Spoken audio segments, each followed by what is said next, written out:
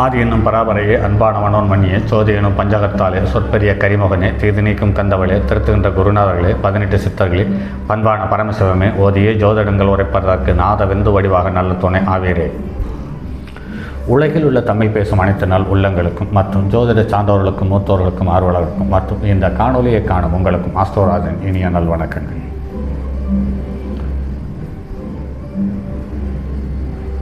பரிகாரங்கள் உண்டா இல்லையா?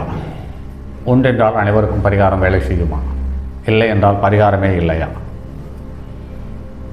என்ற கேள்விகளுக்கு விடை தரும் வண்ணமாக தொடர் காணொளிகளாக இது 5வது காணொளி. நீர் ராசியில், அதாவது கடகம், விருச்சிகம், மீனத்தில் இருக்கும் கிரகங்கள் தரும் பாதிப்புகளும் அதற்கான பரிகார முறைகளும் நூல்களில் சொல்லப்பட்ட தகவல்கள் அல்லாது நடைமுறையில் கடந்த நூற்றாண்டாக நாம் சந்தித்த தகவல்களே இந்த பதிவு.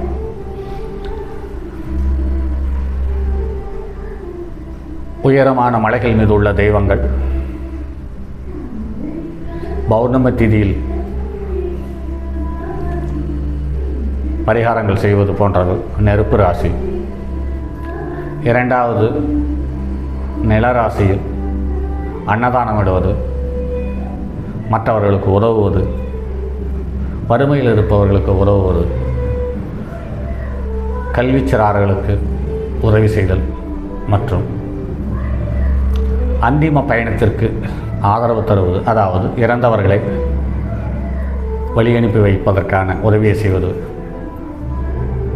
அடுத்து காற்று ராசியில்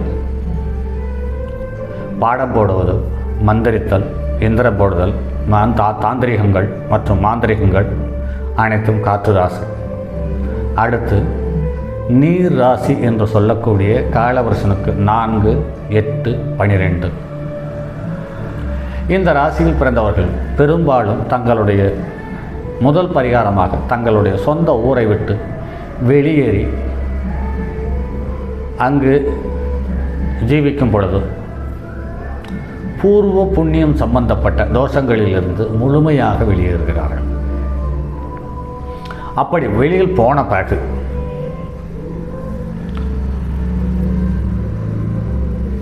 நல்ல சேத்திர சக்தியுள்ள நீர்நிலைகளில் திரிவேணி சங்கமம், ராமேஸ்வரம், கன்னியாகுமரி, கொடுமுடி, பவானி, குற்றாலம், அரவலீஸ்வரர் கோயில், இப்படி பல தீர்த்தங்கள் இருக்கிறது. கங்கை, யமுனை, காவிரி, இப்படி எண்ணற்ற தீர்த்தங்கள் இருக்கிறது. இந்த தீர்த்தத்தில் குறைந்தபட்சம் 24 நிமிடம் அல்லது 36 நிமிடம் இந்த நீரில் நீராடும் பொழுது ஜாதகத்தில் இருக்கக்கூடிய இந்த நீர் ராசியில் நீர் கிரகத்தினுடைய நட்சத்திரத்தில் இருக்கும் கிரகம் தசாபதியை நடத்தும் காலம். அதனால் வரக்கூடிய பாதிப்புகளை முழுமையாக நிவர்த்தி செய்து கொள்ள முடிகிறது. இதிலேயும் இந்த 3 ராசிக்குரிய கிரகங்கள் என்று பார்க்கும் பொழுது விருச்சிகத்துக்கு செவ்வாய் வந்து விடுகிறது. இந்த செவ்வாய் தான் எந்த மொழியில் பேசுகிறோமோ அந்த மொழி அல்லாத ஊரில் அந்த மொழியை பேசாத மனிதர்களிடம் தொடர்பு வைத்தவர்களுக்கு ஓரளவு பரிகாரம் வேலை செய்கிறது என்பது நடைமுறையில் காண முடிகிறது. இந்த ராசியில் பிறந்தவர்களுக்கு முன்னோர் சாபம் என்பது ஏதாவது ஒரு வகையில் வந்துவிடுகிறது. ஏன் என்று கேட்டால் இந்த ராசியில்தான் காலபுருஷனுக்கு 6க்குரியவனும் காலபுருஷனுக்கு 8க்குரியவனும் காலபுருஷனுக்கு 12க்குரியவனுடைய நட்சத்திரமும் இருக்கிறது. ஆக இந்த ராசியில் பிறந்து விட்டாலே அவர்களுக்கு முன்னோர் சாபம் என்பது இருக்கிறது. இதிலேயும் இந்த ராசி லக்னங்களில் சனி, செவ்வாய், ராகு, சுக்கிரன், ராகு, சூரியன், குரு, கேது, சனி, இந்த அமைப்பில் ஏதாவது ஒரு அமைப்பில் ஜாதகம் இருந்து இந்த 3 சொல்லப்பட்ட இந்த ஒன்றுக்கு மேற்பட்டு கிரகங்கள், அதாவது குரு செவ்வாய் கேது, குரு சூரியன் ராகு, சனி செவ்வாய் ராகு, சனி குரு கேது, இப்படி பலமான பாதிப்பை செய்யக்கூடிய அந்த பாதிப்பிலிருந்து மீண்டு வர முடியாத சூழ்நிலை உருவாக்குவதற்கான கருணக்கடூரமான குணாதிசயங்களை கண்ட கிரகங்கள் ஒன்றோடு ஒன்று சேர்ந்து, அதுவும் நீர் ராசியில் அமர்ந்து விட்டால் இவர்களுக்கு பரிகாரங்கள் ரொம்ப கடுமையாக பரிகாரம் செய்தால் மட்டுமே இருக்கிற பாதிப்பை குறைத்து கொள்ள முடிகிறதே ஒழிய நிவர்த்தி செய்து கொள்ள முடிவதில்லை என்பது நடைமுறை அனுபவம். அதே சமயத்தில் காலபுருஷனுக்கு 5ஆம் இடத்துக்கு 12ஆம் இடத்துக்காரன், அதாவது காலபுருஷனுக்கு 5ஆம் இடம் என்று பார்க்கும் பொழுது சுக்கிரனை நடு நட்சத்திரமாக கொண்ட சிம்மம், அதற்கு 12ஆம் இடமான கடகம். இந்த கடகராசியில் கடக லக்கணத்தில் பிறந்தவர்கள், விருச்சிக லக்கணம் விருச்சிக ராசியில் பிறந்தவர்கள், மீன லக்கணம் மீன ராசியில் பிறந்தவர்கள், தன்னுடைய சொந்த ஊர் அல்லாமல், சொந்த மாநிலம் அல்லாமல், சொந்த நாடு அல்லாமல் வெளியில் இருப்பவர்கள் சாலச்சிறந்த செல்வாக்கோடு கௌரவத்தோடும் மரியாதையோடும் வாழ்கிறார்கள். இவர்கள் எல்லாம் தன்னுடைய சொந்த ஊரை விட்டோ அல்லது சொந்த பூர்வீகத்தை விட்டு வெளியில் சென்றவர்கள் அனைவருமே ஏதாவது ஒரு தீர்த்தத்தில் கங்கை, யமுனை மற்றும் திரிவேணி சங்கமம் மற்றும் கன்னியாகுமரி மற்றும் சுசீந்திரம் மற்றும் ராமேஸ்வரம், மறுபடியும் குற்றாலம், இப்படி ஏதாவது ஒரு தீர்த்தத்தில் வருடம் தவறாமல் 12 வருடம் கூட தொடர்ந்து நீராடி வருகிறார்கள். என்னுடைய நண்பர் ஒருவர் 28 வருடமாக தொடர்ந்து நீராடி வருகிறார். அவர் கடக லக்கணம் கடகராசி புனர்பூச நட்சத்திரம் 4ஆம் பாதத்தில் பிறந்தவர். அவர் ஒரு காலத்தில் குடும்பத்தில் உள்ளவர்களுக்கு சாப்பாடு பற்றாக்குறை அல்லது சாப்பிடுவதற்கே பஞ்சம் என்ற நிலையில் இருந்த அவர் இன்று கிட்டத்தட்ட 500 பேருக்கு மேல் வேலை தருகிறார். ஒரு குறிப்பிட்ட அளவில், ஒரு குறிப்பிட்ட சதவீதத்தில் அன்னதானமும் தந்து கொண்டிருக்கிறார். வறுமையில் உள்ள மாணவ செல்வங்களுக்கு உதவியும் செய்கிறார். எப்படி என்று பார்க்கும் பொழுது அவர் தற்போது வெளிநாட்டில் இருக்கிறார். நம் ஊரில் பிறந்த ஒருவர் வெளிநாட்டில் இருக்கிறார் என்று சொல்லும் பொழுது ஆகச்சிறந்த பரிகாரம் கடகலக்கணத்துக்காரர்களுக்கு முதலில் இடமாற்றம், விருச்சிக ராசிக்காரர்களுக்கு ஊர் மாற்றம், மீனராசிக்காரர்களுக்கு நாடு மாற்றம். இப்படி ஒவ்வொரு ராசியிலும் ஒவ்வொரு லக்கணத்திலேயும் ஒரு காரகத்துவம் அல்லது ஒரு தத்துவத்தில் சம்பந்தப்பட்ட ஒன்றுக்கு மேற்பட்ட இருவேறுபட்ட ராசி லக்கணங்கள் சேரும் பொழுதும், அதாவது கடகலக்கணம் சிம்ம லக்கணம், கடகலக்கணம் சிம்ம ராசி, சிம்ம லக்கணம் கடகராசி, கடகலக்கணம் ரிஷபராசி, ரிஷபலக்கணம் கடகராசி. இப்படி இருந்தவர்கள் அனைவரும் தன்னுடைய சொந்த ஊரை விட்டு வெளியேறியவர்கள். வயதாகி ஒரு சில மனிதர்கள் இறந்திருக்கிறார்கள். ஆனால் யாரும் தோல்வி அடையவில்லை அல்லது குறிப்பிட்ட பொருளாதாரத்தையும் கௌரவத்தையும் பெறாமல் அவர்கள் பாதிப்பை சந்திக்கவில்லை என்பது நடைமுறை அனுபவம்.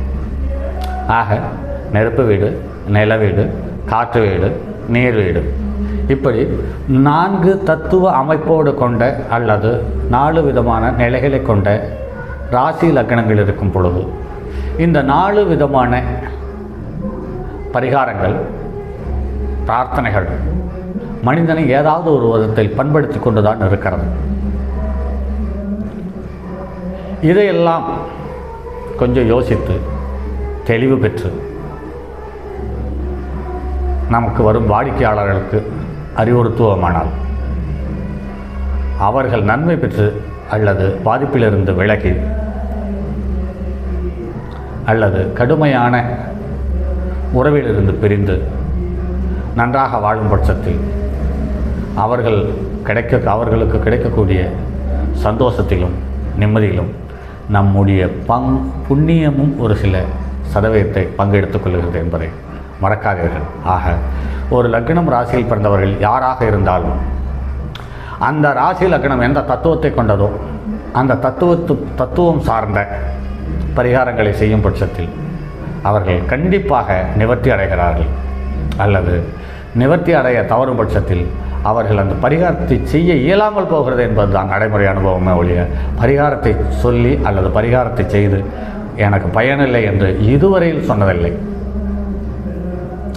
நிறைய பெரிய ஜோதிடர்கள் நிறைய வாடிக்கையாளர்களுக்கு பரிகாரத்தை சொல்லி இது பலன் அளிக்கவில்லை என்று நம்மிடம் வரும்பொழுது அதற்கான காரணம் என்று பார்க்கும் பொழுது பகுத்து பார்க்காமல் ஏற்கனவே அனுபவத்தில் சொன்ன பரிகாரங்களை வைத்து அந்த கிரகத்தினுடைய தசாபுத்தி தானே நடக்கிறது, இந்த பரிகாரம் வேலை செய்யும் அல்லவா என்ற எண்ணத்தோடு கூர்ந்து கவனிக்காமல் ராசியினுடைய தன்மையை அறியாமல் பஞ்சபூதத்தினுடைய தன்மையை யோசிக்காமல் பரிகாரம் சொன்னதனுடைய விளைவே பரிகாரம் செய்தும் அது நமக்கு பிரயோஜனப்படுவதில்லை. நன்றாக இந்த காணொலியை பார்க்கும் நண்பர்கள் மனதில் வைத்துக் கொள்ளுங்கள். உங்களுக்கு ஒரு ஜோதிடர் பரிகாரம் சொன்னாரானால் அந்த பரிகாரம் பழிக்கும் பட்சத்தில் அல்லது உங்களுடைய ஜாதகம் வழிவிடும் பட்சத்தில் அந்த பரிகாரத்தை செய்வதற்கான வழி கிடைக்கும். அப்படி இல்லாத பட்சத்தில் கிரகம் மிகவும் முட்டுக்கட்டையாக அமைந்து இருந்து தசாபத்தியை நடத்தும் காலத்தில் அந்த பரிகாரத்தை செய்ய இயலாமல் போகும். அவ்வளவுதானே ஒழிய பரிகாரத்தை செய்து பலனில்லை என்றால் நீங்கள் தேர்ந்தெடுத்த ஜோதிடர் தேர்ந்தெடுத்த பரிகாரம் சரியில்லை என்றே கடந்த 20 வருட அனுபவம் அறிவுறுத்துகிறது. ஆக பரிகாரம் இனி இருக்கிறதா இல்லையா என்று இந்த காணொலியை பார்க்கும் யாரும் யோசிக்க வேண்டியதில்லை. காலவர்ஷன் கேட்டுக்குரியவனுடைய நட்சத்திரம், லக்னத்து கேட்டுக்குரியவனுடைய நட்சத்திரம், இந்த 2 தொடர்பும் இல்லாத பட்சத்தில் கண்டிப்பாக பரிகாரம் வேலை செய்யும். அதனால் பரிகாரம் இருக்கிறதா இல்லையா, வேலை செய்யுமா செய்யாதா, அந்த பரிகாரம் எத்தகையது, இது எந்த இடத்தில் இருக்கிறது, எவ்வளோ தூரத்தில் இருக்கிறது என்பதை அனைத்தையும் ஜோதிடர்களால் வரையறுக்க முடியும். அதில் எந்தவித மாற்று கருத்தும் இல்லை.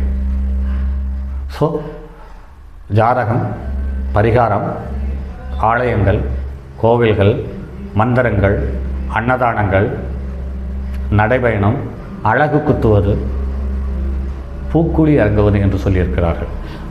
மன்னிக்கணும், இதில் பூக்குழி இறங்குவது என்பது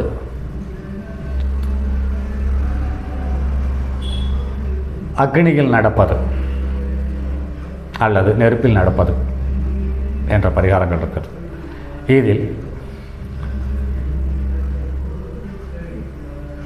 நெருப்பு ராசியில் இருக்கக்கூடிய முதல் நட்சத்திரத்தில் பிறந்தவர்களுக்கு அக்னி கிரகம் எடுப்பது, அழகு குத்துவது போன்ற பரிகாரங்கள் இவர்களுக்கு முழுமையாக உதவி புரிகிறது அல்லது அவர்களுடைய பாதிப்பை குறைக்கிறது என்பதையும் நடைமுறையில் காணுகிறோம். இதில் எந்த ராசியில் பிறந்திருந்தாலும் எந்த லக்னத்தில் பிறந்தாலும் அம்மன் கோவிலுக்கு தீச்சட்டி ஏந்தி அழகு குத்துதல் அல்லது அக்னி கிரகம் எடுத்தல் ஒரு வாய்ப்பு அமையும் பட்சத்தில் அவர்களுக்கு இருக்கக்கூடிய பாதிப்பை ஓரளவு குறைந்து போகிறது அல்லது இல்லாமல் போகிறது என்பது எண்ணற்ற நண்பர்களுடைய ஜாதகத்தை நான் கவனித்திருக்கிறேன். இவர்களுக்கு எல்லோருக்குமே பார்த்தால் ராகு, சந்திரன், சூரியன் இவர்கள் ஏதாவது ஒரு விதத்தில் தொடர்பு கொள்கிறார்கள். அல்லது ராகு, சந்திரன், சூரியன் இவர்கள் மூவரும் வெவ்வேறு வீட்டில் இருந்தாலும் ஒரு பாகையில் இருக்கிறார்கள். அல்லது ஆண் வீட்டில் பலம் பெறுகிறார்கள் அல்லது பெண் வீட்டில் பலம் பெறுகிறார்கள். அல்லது ராகுவனுடைய நட்சத்திரமான திருவாதிரை, சுவாதி, சதயத்தில் அருகில் இருக்கிறார்கள் என்பதை நடைமுறையில் பார்த்திருக்கிறோம். ஆக இந்த உலகத்தில் பரிகாரம் இருக்கிறதா என்றால் நிச்சயமாக இருக்கிறது. ஆனால் எல்லோருக்கும் அது செயல்படுமா என்றால் அதிலும் கூர்ந்து கவனித்து அனுபவத்தோடு ஒப்பிட்டு பரிந்துரை செய்வோமானால் அந்த பரிகாரம் நிச்சயமாக பலிக்கும். சரி நண்பர்களே, இப்படி எல்லா விதத்திலேயும் இந்த ஜோதிடத்தை அலசி ஆராய்ந்து இந்த காணொலியை பார்க்கும் உங்களுக்கு ஏதாவது ஒன்றை தந்துவிட வேண்டும் என்ற எத்தனைப்பில் காணொலியை தந்து கொண்டிருக்கிறேன். சரி நண்பர்களே, அடுத்து முண்டேன் அஸ்ட்ராலஜி என்ற உலகியல் ஜோதிடத்தில் புவியியல் சார்ந்த விஷயம். அதாவது இந்த பூமியில் சந்திரனுடைய சுற்றுவட்ட பாதையில் இருக்கும் ஒவ்வொரு நட்சத்திரத்தையும் சந்திரன் கடக்கும் பொழுது ஏற்படக்கூடிய நிகழ்வுகள் சார்ந்த விஷயமே இன்று பூமியில் நடக்கிறது. இந்த சந்திரன் சந்திரனுடைய சுற்றுவட்ட பாதையில் இருக்கக்கூடிய அந்த 360 டிகிரியில் எந்த நட்சத்திரத்தை கடக்கிறதோ அந்த நட்சத்திரத்தினுடைய தன்மை சார்ந்த நிகழ்வுகளே நடைமுறை உலகில் நடந்து கொண்டிருக்கிறது. பிறந்த கால ஜாதகம் எப்படி வேண்டுமானாலும் இருக்கட்டும், அந்த அமைப்பில் நமக்கு ஜாதகதாரையான 2வது நட்சத்திரம், 4வது நட்சத்திரம், 6வது நட்சத்திரம், 8வது நட்சத்திரத்தில் சந்திரன் பயணிக்கும் காலத்தில் உங்களுக்கு ஒரு பொருளாதார வரவோ அல்லது உறவுகள் மூலம் ஒரு சின்ன சந்தோஷமோ அல்லது நட்புகளின் மூலம் ஆதரவோ நமக்கு மேலிடத்தில் நமக்கு நல்ல பெயரோ தருகிறது என்பதை நடைமுறையில் காண முடிகிறது. அப்படி ஒவ்வொரு கிரகம் நகரும் பொழுது ஒவ்வொரு விதமான பாதிப்பை தருகிறது. இது நிழல் கிரகங்களான ராகுவும் கேதும் எதிர் திசையில் வித்தியாசமான பயணத்தில் பயணிக்கிறது. ஆக அவர்கள் எந்த ராசியில் பயணித்தாலும் அந்த ராசியில் இருக்கக்கூடிய கிரகத்தின் மூலம் ஏதாவது ஒரு பலமான பாதிப்பையோ சங்கடத்தையோ சந்தோஷத்தையோ அல்லது சாதுரியத்தையோ காட்டுகிறது என்பது நடைமுறையில் எண்ணற்ற விஷயங்களில் பார்த்து விட்டோம். அப்படி வகையில் பார்க்கும்போது இந்த உலகில் ஜோதிடத்தில் பணம், பொருளாதாரம், மனிதன் என்ற விஷயத்தையும் தாண்டி சில விஷயங்கள் இருக்கிறது. அது தற்போது மேற்கத்திய நாடுகளில் கொஞ்சம் கூட ஈவிரக்கம் இல்லாமல் ஒருவருக்கொருவர்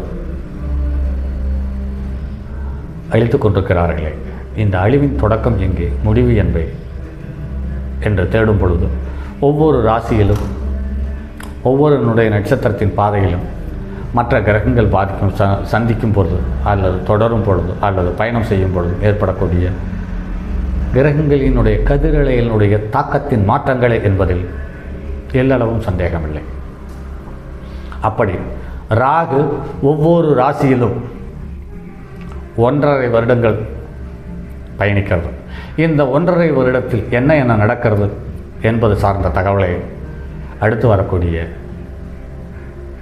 ராகுவனுடைய கோட்சார நிலை என்ற நிலையில் பார்ப்போம். அடுத்து